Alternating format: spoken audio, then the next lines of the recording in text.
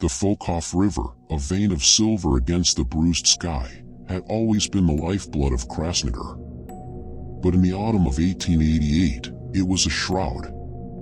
Dr. Anya Petrova, fresh from the bustling, gaslit avenues of St. Petersburg, felt the oppressive weight of the village's silence the moment her carriage wheels sank into the muddy track. Her medical bag, filled with modern instruments and even more modern ideals, felt absurdly heavy in this place where superstition clung to the air like the river mist. Anya had returned to Krasnodar, the village of her grandmother, with a mission to bring scientific enlightenment to its isolated corners. She was young, barely 25, with a sharp mind and a pragmatic spirit, honed by years of rigorous medical training. The whispers that greeted her, however, were not of cholera or consumption, but of the Rusalka. Her first patient, if one could call him that, was Fyodor, a strapping young fisherman. He'd been found by the riverbank, his face serene, almost smiling, his eyes wide and unseeing. There were no signs of struggle, no bruises, no frothing at the mouth. Just stillness.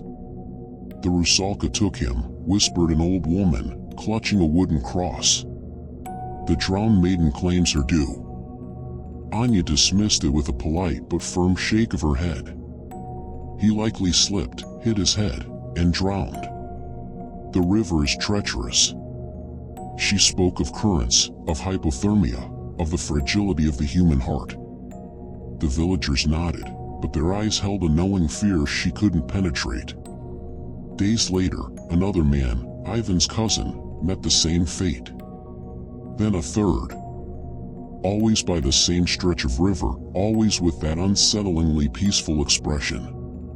Anya's scientific explanations began to feel hollow, even to her own ears. She walked the riverbank, her boots sinking into the damp earth, searching for clues.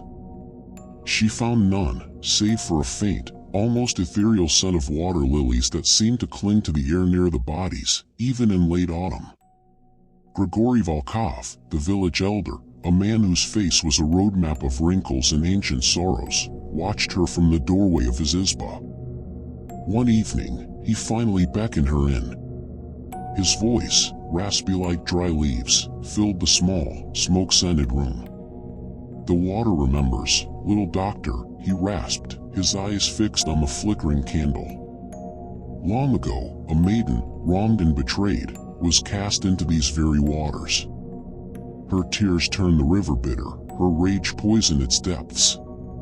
She calls to the men, luring them with songs only they can hear." Anya listened, a polite smile fixed on her face, but inside, a seed of unease had begun to sprout. She had seen the fear in the villagers' eyes, a fear too profound for mere accident. And the scent of water lilies, it was unnerving. The next victim was not a man, but a boy, no older than Kadia's brother, Alexei. Kadia, a wisp of a girl with eyes like startled deer, came to Anya's small clinic, her face streaked with tears. He heard her. "Doctor," she sobbed, clutching Anya's hand. He said she sang to him, a beautiful, sad song. She promised him peace. Anya held the trembling girl. This was different. Alexei was too young to be careless by the river. The peaceful expression on his face, the faint scent of lilies, it mirrored the others. Her scientific mind, usually so rigid, began to bend. She started her own investigation, not with a stethoscope, but with dusty ledgers and brittle parchment. She visited the small, ancient church, its priest a man as old and silent as Grigory. He granted her access to the parish records, their pages yellowed with age. She scoured village archives, such as they were, and pressed Grigory for more details, piecing together fragments of forgotten history. The name that kept surfacing was Elena. A young woman, a healer, from generations past. The records were sparse, but Grigory's memory, once prodded, was a deep well. "Elena," he murmured, his eyes distant. She had the gift of the herbs, the touch that eased pain. But the villagers, they feared what they didn't understand. The harvest had failed, the sickness came, and they sought a scapegoat. Anya found a faded entry in the church registry, Elena Ivanova, accused of sorcery, drowned by decree of the village elders, 1723. Her body, the entry noted, was never recovered. A chilling realization began to dawn on Anya. The Rusalka was Elena. But why now? Why after so many years? And why these specific men? She revisited the deceased, examining the few personal effects she could. On Fyodor's wrist, hidden beneath his sleeve, she noticed it, a faint, almost invisible birthmark. A small, swirling pattern, like a miniature eddy in the skin. She dismissed it as a simple blemish. But then she checked Ivan's cousin, and Alexei. The same mark. A cold dread seeped into her bones.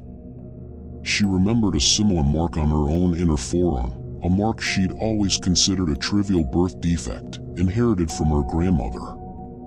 A mark she had never paid any mind to. Until now. The Rusalka's presence became a palpable weight in Krasnodar. Anya saw fleeting shadows by the river, heard mournful, ethereal singing carried on the wind, felt an unnatural cold seep into her bones even by a roaring fire.